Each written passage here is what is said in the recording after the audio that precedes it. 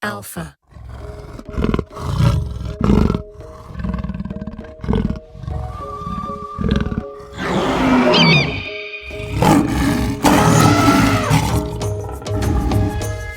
Hi, my name's Marlon du Toit. I'm a professional safari guide, wildlife photographer, and Sony Alpha ambassador. Now, today I'm going to take time to talk to you about how to get your images to look like the pros. Now, I'm going to run through a few easy steps, steps that actually will make you think back to why haven't I done this before, or so I hope. But before I get into that, I also want to give you a little bit of insight on the important steps you have to take in the field to get the image just right for the professional look. Now, starting off, you have to think about the shot right from the beginning before you trip the shutter. Make sure that the photograph you're going to take is something you really want. Too often we get into the field and we just take photographs for the sake of it. Now, that's something that is self-explanatory if it's your first safari and you're a little bit trigger happy. But ultimately, to get a photograph that looks like the professionals, you need to think like a professional. Now, many professional wildlife photographers, when they go into the field, expect a handful of good images to come out of a particular trip. Now, think about that. If you take 5,000 photographs and your expectations is 5 to 10 photographs, a very small rate to consider compared to the number of photographs that you would have taken. Now, apply that mindset to what you do. Is the photograph you're wanting to take really worthwhile? Is that the shot that you most want? Do you think you're going to be using that photograph? And that's how you should be thinking. Is the photo in front of me? Is that the one? Is that the one that I want to process and the one that I ultimately want to share with people on social media or put in a book or put on my wall? That's the number one question.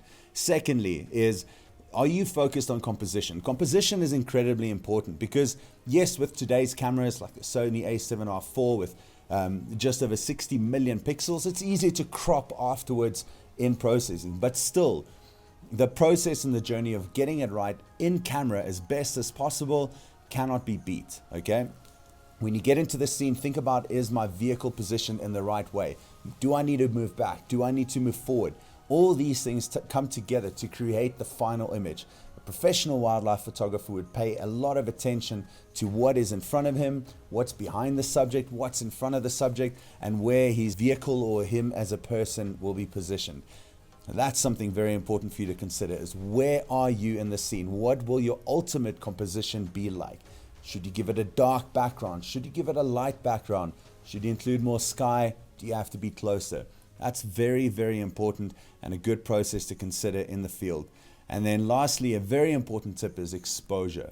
All right, so sometimes exposure you can process and get right as well in post-processing.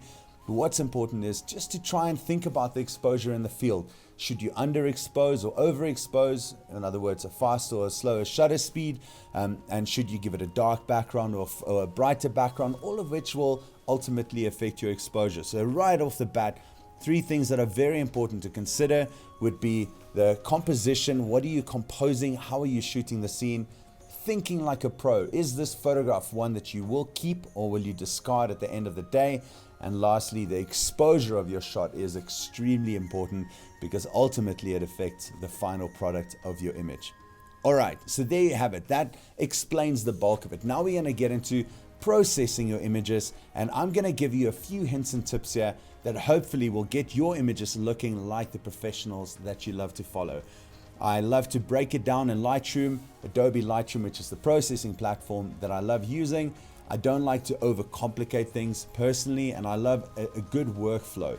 Now, one of the most common mistakes people make when they get into Lightroom is they will open the file and they'll open the image and they will go through each and every slider, toggle it, play around with it, which ultimately will slow you down. That's not the way to go about the job. Don't try and play with every single slider. Look at the photograph in front of you, and this is the most important thing that I can tell you is look at the photograph and decide what that photograph requires. What's best for that particular photograph? Is it a darkening? Do you need more contrast? Do you need to darken the image? Does it need more highlights? Do you need to emphasize the clouds? Do you need to bring in a bit of a vignette to emphasize the subject? Are the eyes not popping? Do you need to bring the eyes out? All of these are questions you need to ask yourself beforehand. Because for each one of those answers, there's a tool in Lightroom to do the job well. So that's important to consider. Don't overcomplicate things. Don't run through just every setting and every slider. Look at the image, decide what's the best result, what do you need to apply to that image to make it work in post-processing. And without further ado, let's look at a few photographs and examples that I've put together to give you a few hints that will best give you the result that you're after. I'm not going to process the images from beginning to end. What I merely want to do is show you the original file and then show you what the image would look like before and then what the result will look like with the changes that we have made. The topics that I will cover with you today will be contrast, in other words, whites and blacks. We will look at the white slider in itself in particular is very, very important. We'll look at white balance. Now, white balance is overlooked quite often, and I'm going to show you how to do white balance on a global scene, and I'm also going to show you how to do white balance top and bottom of the image, splitting it up in order to get the best possible result and color balance in your particular file. I'm also going to be looking at skies, and I'm also going to be looking at how to effectively use your brushes in Lightroom, something that is again understated and undervalued, but brushwork in Lightroom is very important and it will give you a fantastic final product. So without further ado, let's get into the post-processing side of things and let's get those images looking like the pros. All right, so getting into the first photograph, which is one of a Jaguar. I look at a photograph like this. One of the first things I will tend to do is to straighten the image. So I'll go into my crop tool, very simply look at that horizon, try to get it nice and straight and balanced, and there we go. I'll also crop in a bit from the side. Again, like I mentioned, I'm not going to perfect each photograph. I just want to show you the big difference that it makes between using white balance on an image to make colors pop and to make it more white, vibrant in this particular case. Now, what's nice is I have the top of the image is one color tone, the bottom of the image is another color tone. So I use the grad filter in Lightroom. I'll pop that up there and I'll affect the changes which I want to make, which will be color temperature. I'll make it a little bit bluer to emphasize the mud and the water in the foreground. Start at the bottom and draw it up like that. So that'll give us a bit of a starting point here. Let's say take it up to about -12 or so for the color in the top or in the bottom. And now we go for the color in the top. Again, a grad filter from the top down. And let's say we want to warm this up a little bit. We don't want it as bluish. We want a nice warm tone on the background and on that cat. So that'll be that change. So let's say close. So the white balance change alone. Now watch if I go and show you what the white balance change alone would have done to this image. So if I create a virtual copy just to show you the effect of that, if I look at this one here, reset the copy, and we look at that difference, you will see that already just by doing the white balance side of things alone will give you quite a big difference. So if you look at those two, the image on the left being a pure fix and white balance. If you look at the color tone at the bottom versus the color tone at the bottom here, you'll see on the left that the copy is a lot better and a beautiful result and a great color tone in the image, purely from a white balance point of view. So all I did is white balance, bottom change it, white balance, top change it, and the result already speaks for itself. Now, if we go and process that, that's the foundation. If you work off the wrong balance, it sets a wrong foundation for your entire image. Whereas if you work off a correct white balance from the start, which is something I always try and do, you don't add unnecessary color or tones afterwards. So if we look as that as the foundation, I lift the whites a little bit, make it pop. So we'll talk about whites in a little bit, but whites is an effective way to, an image can be quite flat. So when you pop the whites, it leaves the contrasts alone. You bring up the whites and the result is quite beautiful. So all we've had to do here, without adding any contrast or any color, anything like that, the only changes we've made to this particular image is to change white balance top and bottom, as well as the white slider to give it a little bit of energy and an atmosphere, and look at that change. So for me, that's a massive difference. The image on the left, the image on the right. All I did, as I said, white balance and whites. No color, no contrast, nothing. The result is very, very big. It's a massive change between the two and something important to note. Now the same with an image like this. So if we look at this cat right here and I look at this file, first of all, I want to straighten it. Now again, the same principle will apply here. I can blanket white balance this to some extent, but it's always, I like the color tone at the top. Okay, now again, a standard would be to change the white balance at the top here and do it overall. But you can see if you want to get the water bluer, the cat in the top goes blue. If you want to get the cat darker and more warmer, the bottom and the water also goes warm. So a new way for you to think about white balance is perhaps to do this. We've straightened it. Again, get onto the grad filter, take it up from the bottom to the top, and let's make that a little bit bluer in tone and in color. So we'll say something like that. So we've changed that white balance. Now you're getting a sense of water. And now if I do one from the top down, we don't have to do this too much. There's already beautiful color in the top, but we can now say, we can warm that up a little bit, add a touch of saturation to the top. And now if we look at what we've done here before and after, if I show you this image and the next one, look at the change purely from doing white balance. Now that's massive, guys. I've not touched any other setting or adjustment in Lightroom. All I've done here is changed the actual white balance of that image, top and bottom. And the image on the left, the processed version, you can see is heaps better, massively better. Now let's just process that a touch further. If I say, all right, cool, I want to just add a little bit more blacks here, so we increase the contrast a touch. We take the levels of white up a little bit, and let's add a little bit of saturation. So very minimal changes, but I've set the foundation. That is the important thing to remember. I'm working off a good foundation and looking at the two now side by side. Look at that difference, left and right, color, vibrance, beautiful distinction between water and the cat. Whereas on the right, shot in daylight on a warm balance just doesn't do it justice. So guys, I can't emphasize the use or the clever and correct use of white balance enough. It is very, very important to understand it and to apply it correctly, especially with the white slider, which I'm going to get into next. Let's talk about contrast in an image. Okay. If I look at the following photograph, which is one of a jaguar, sorry for focusing on jaguars, but it just happens to be the topic of the flavor of the day. But if I look at an image like this, I shot this in the field quite dark, knowing what I would do in post-processing. There's a lot of dark in this image, and I don't want to overexpose that. I want to keep that dark forest jungle look. Now all I have to do is come into post-processing, go to this white slider, and by popping the white slider alone, look at the difference. All that does is it leaves the contrast and brings up the white. Now, I'm not a fan of the contrast slider in Lightroom. It's a very cheap and easy way to attain contrast, because what it does for you is it will add contrast as Lightroom sees fit. Contrast is darker darks, whiter whites. And by doing the contrast slider, all you're doing is you're allowing Lightroom to do that mix for you. I want to be in control. I don't want to add more dark into this. I don't want to add more color in this particular image. What I want to do here is make sure that the whites are popping and the darks are left behind.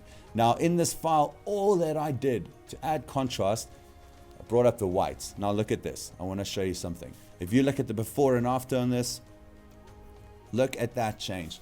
The only single change is one slider. I brought up the whites, and for me that image is already halfway home, even more than that, purely by affecting the change in one single slider. That's a massive difference and gives you that pro look, rich, dark in contrast. It started from the beginning. I shot it well, I composed it well, and coming into Lightroom, that saves me work. I merely lift the whites on it, and the result is very, very striking. Correct?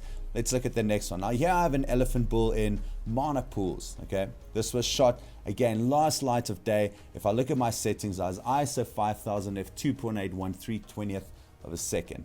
But watch the result. Again, I have these beautiful dark tones. If I look at my histogram, you'll notice that I have a lot of lack here in terms of exposure and especially the whites area. So all I have to do, let's lift that exposure a touch with the exposure slider. Just set myself up for a good white effect, and going onto the whites, immediately that image pops. Now look at that.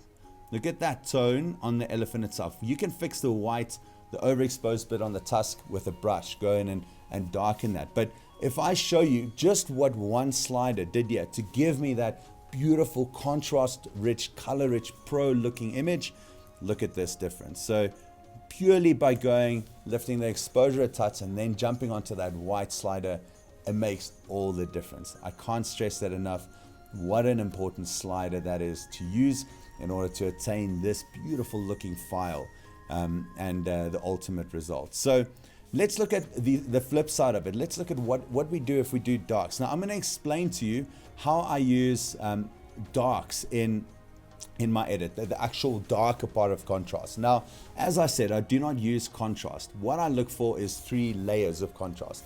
I use blacks in the basic panel, then I jump onto tone curve, and I use darks and shadows as well. So those 3 methods, those 3 sliders, blacks, darks, and shadows, those are the main ones that I use for contrast, and it gives me the best result overall. Now, how do I use it? Well, very clever blend. So it depends on what the file requires. If I want to add a heavy contrast layer over my file, I'll jump straight to darks under under the tone curve. So the dark slider under tone curves gives me heavy contrast, a lot of contrast. The middle amount of contrast would be the black slider under the basic panel. And then for linear contrast, in other words, thin lined contrast, I use the shadow slider again back under the tone curve menu.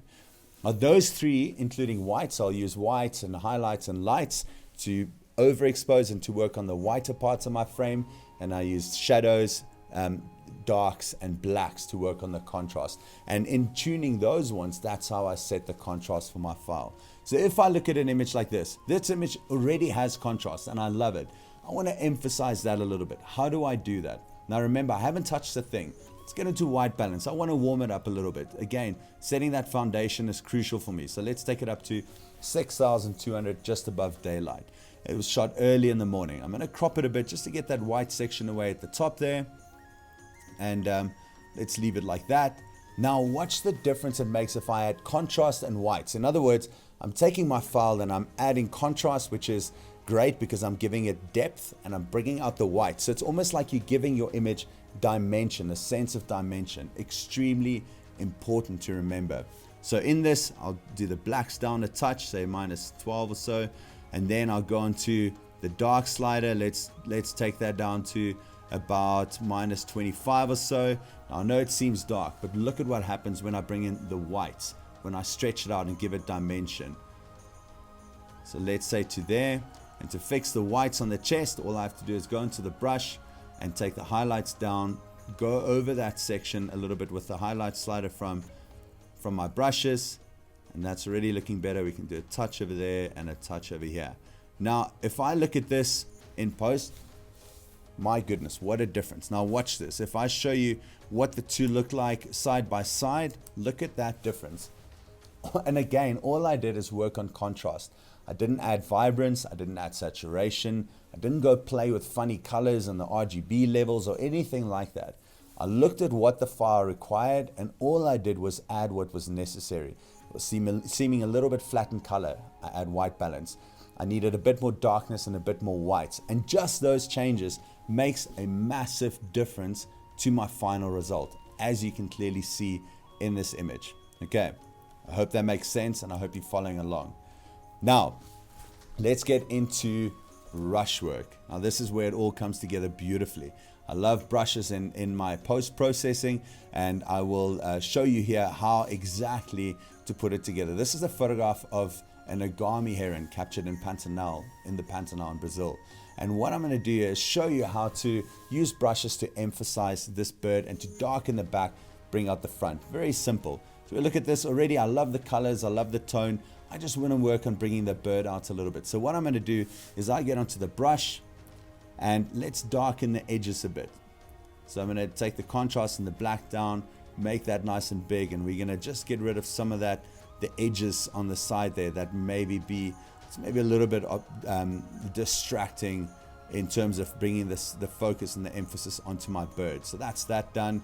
I'm going to add a new layer. I often do various layers to get the message across, so which is important. We'll do that. There's a bit of a bright spot here that I want to try and de-emphasize. So I'll go new, exposure down, highlights down, and just work on that particular spot there.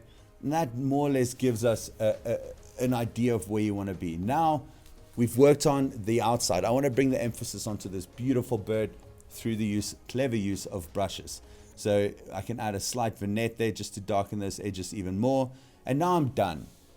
Before I go into brushes again, I'll lift the whites a little bit to make those colors pop. Look at that difference.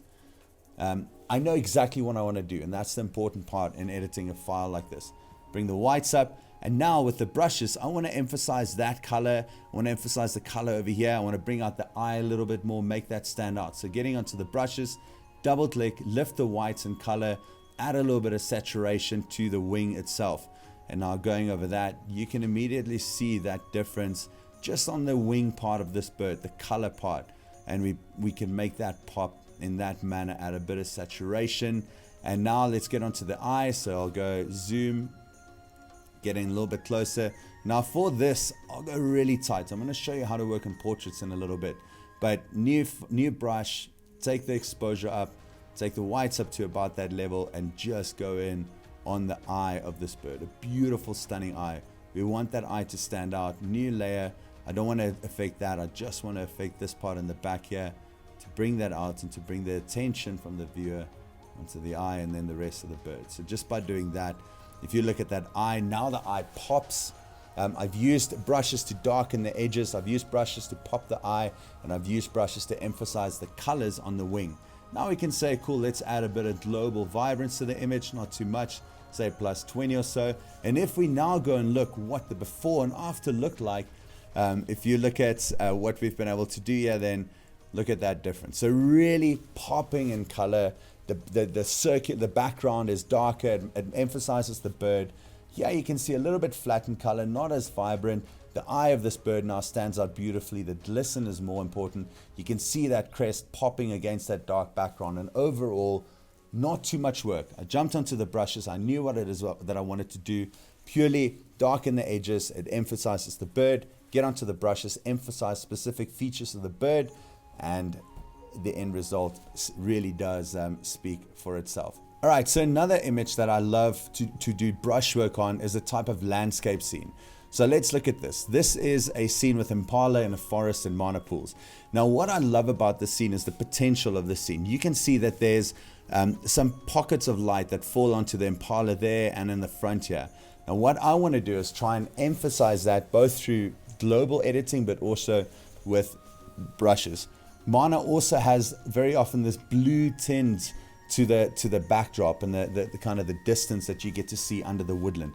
That's another thing that I want to emphasize here. So if I look at this image on a global scale, I just want to straighten it a touch to something like that. So that to me looks pretty good. Now, again, brushwork here is important. I can't fix this image globally, and I understand that, because globally will only get me so far, but I need to use brushes cleverly in order to get the best effect out of this image. But now look at what the histogram is telling me. If you look at that histogram, you'll see that the histogram says there's a lot of potential here for whites and highlights and exposure. The image is dark. It's not wrong. Had I shot this in the field overexposed, I would have lost the golden color in that light. So I exposed for the light, knowing that in post-processing, I can emphasize that. It's very important. And that's why I said you have to shoot from the beginning, from the field, shoot for the final product. Know what it is that you want to achieve. So now with the white slider, will make a massive difference. Look at that. Just by introducing that, it's made so much of that scene pop. And if you look at the overall color now already, it is looking good, and I'm getting to where I want to be. I'll increase the white balance to make it a bit warmer here, and look at what a difference that makes. So far, white balance, whites, and that's given me a warmer feel, and it's made the pockets of light emphasize that. What I also want to do is I just want to make this a bit bluer in the background here, just to give that sense of Mana, early morning, that blue light coming through. And I'll go into the brush and we'll take the temperature down. Now let's open up that brush a little bit, and let's just in that background introduce that light that I know was there, but it just didn't pick it up because of the initial white balance color of the file. And all I do with the brush is just work it in nicely, not on the impalas or any of my subjects like that, but just in that background, we can get some of those blues to pop and come out a little bit. And in so doing, look at the difference that makes to the file itself. So I've now done that. It gives dynamic. It's not one warm tone. There's warmth, there's pockets of light, and there's that blue misty background that comes through in the back.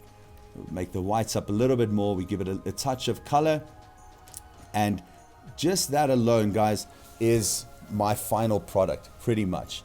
Now again, it's understanding what I did in the field to get this shot. I knew what it is that I wanted to do, right?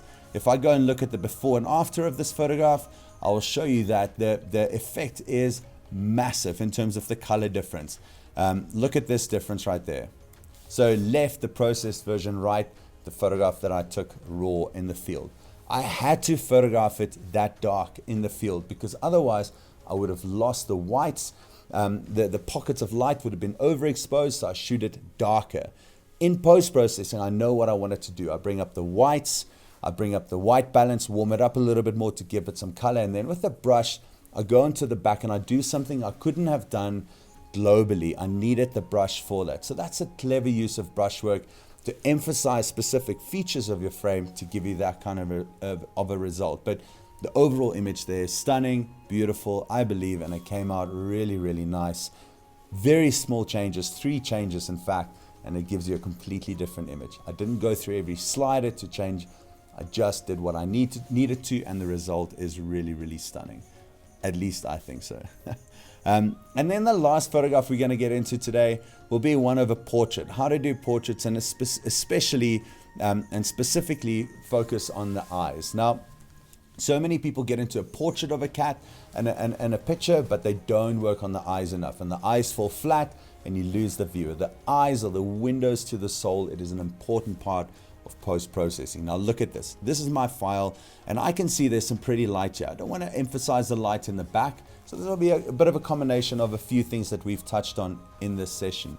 And what I'm going to do is I want to emphasize the fall of light on the face, and I want to darken out the background, but most importantly, I want the eyes to stand out. Now watch this. In editing, let's make this a little bit warmer. We'll create a warm, beautiful tone to this file.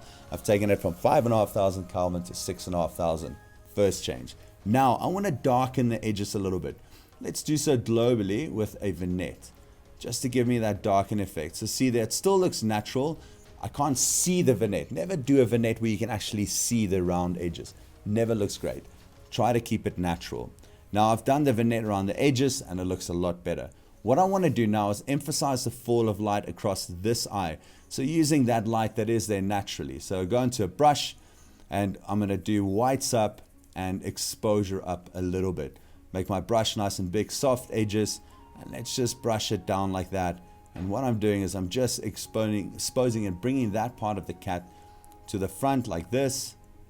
You can warm that change up a little bit as well. And I'm going to go into a new brush, and I want to take some of the attention off of that ear that's just a little bit too bright. So let's go exposure down, not too much, and just take some of the attention away from the ear of that cat.